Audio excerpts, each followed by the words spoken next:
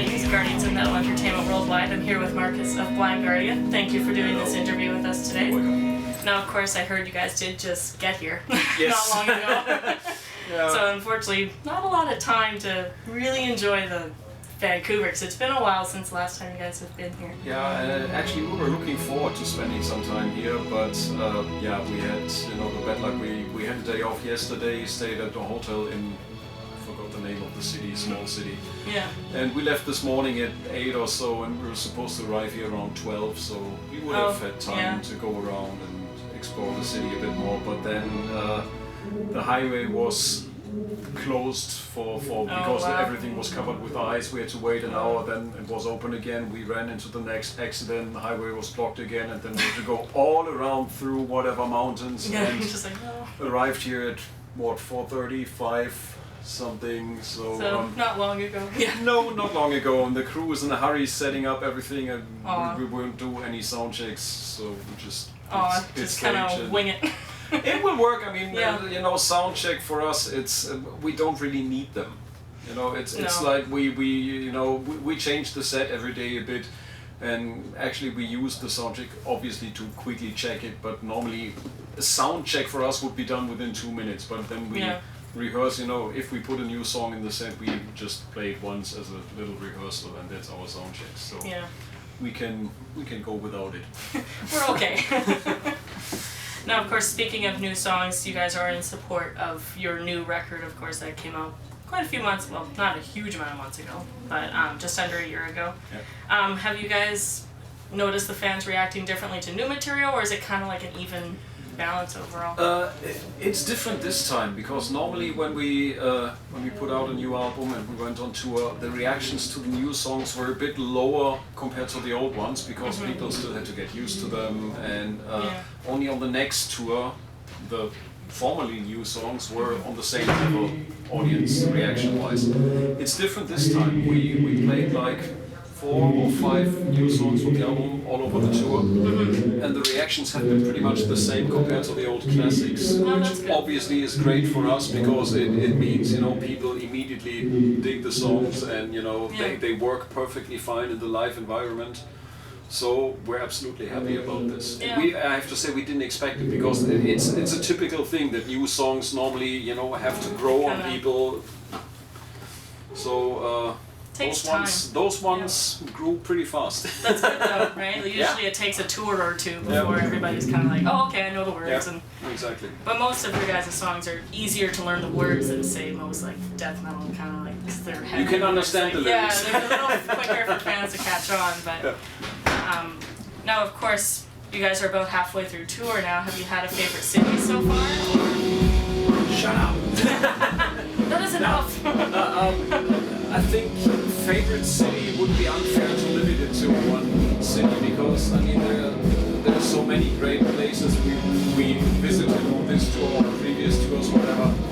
So just picking one would be it would do justice to the question. There are so many. Obviously, for example, when we play in Germany in Düsseldorf, which is just 20 minutes away from where we're living, it's our hometown. That's always very special, because all our families and friends are there.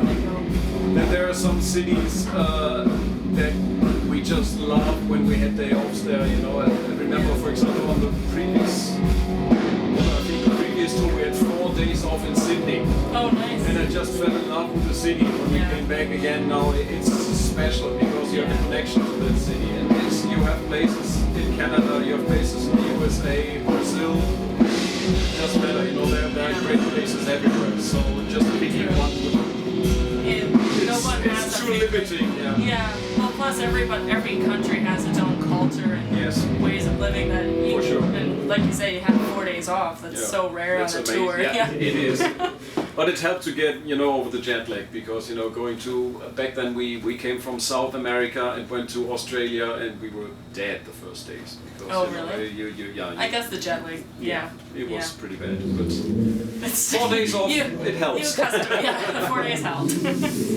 Now, of course, you guys have had your fair share of experience of playing small clubs, festivals. Do you have a favorite over, or do they both have their pros and cons? They both have pros and cons. If you play a smaller club, the connection to the audience is very intense because I mean Yeah. they're close to the stage. You know, you're just closer to everybody. While if you play a big festival, you know, the photo pit is sometimes like 10 meters, and only then there's the audience. Yeah, they're way On, up there. on the other hand, obviously you have bigger stages. You can do much bigger productions. Yeah. You know, both are great, and actually I like going back and forth between both. Yeah.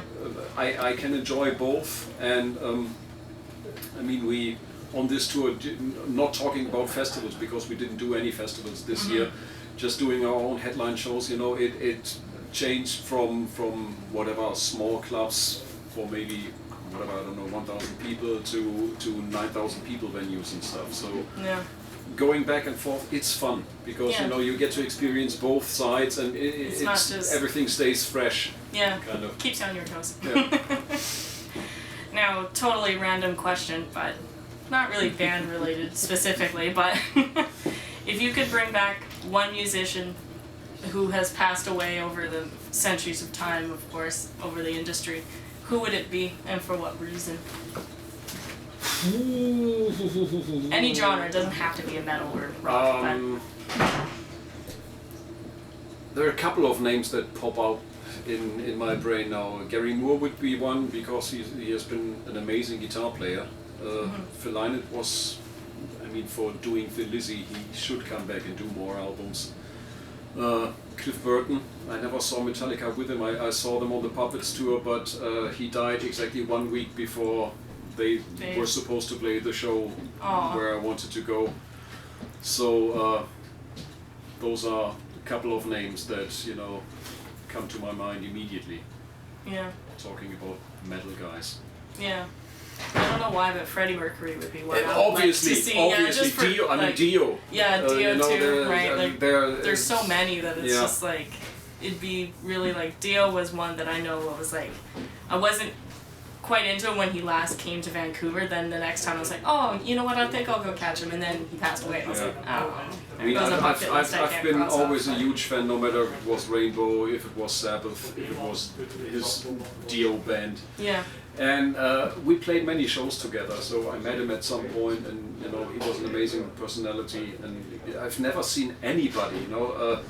I remember it was one of the shows he did with Heaven and Hell, and their intro was running, and he was still signing autographs for fans. And you know, after their gig, they came off, the outro was running, and he was already taking pictures with fans. Yeah. Amazing, absolutely amazing. No sound check today. Oh, big surprise! Yeah. Speaking of soundcheck. No, Dio was one that I know I was always like, I wish I went when I was like humming and hawing, and I was like, I should have gone then. Yeah, and the same Freddie Mercury. I never saw Yeah. Queen, and No, I me mean neither. now it's not the same anymore, obviously. No. So, and I always loved Queen, but Yeah, so did I. I grew up with it through my parents, Yeah. so it's like, oh no. But yeah, some people definitely died way too early. yeah, it's a shame when you hear about stuff like that. Yeah. It's always heartbreaking. Absolutely. Well, thank you, Marcus, for doing this interview for Metal Titans. Before we finish, is there anything you'd like to say to your fans? Yes, there is one message that you know I started using those moments to tell people. You know, when you come to a concert, leave your fucking phones in your pocket. You know, look through your own eyes. It's 3D. The colors are amazing. You know, and it's high definition. You know, it's you know when a band enters the stage and you know starts playing and you see the front row all holding up their phones, it's not fun. You know, just put them away, enjoy the show old school. It's much better. Thank you. Thank you.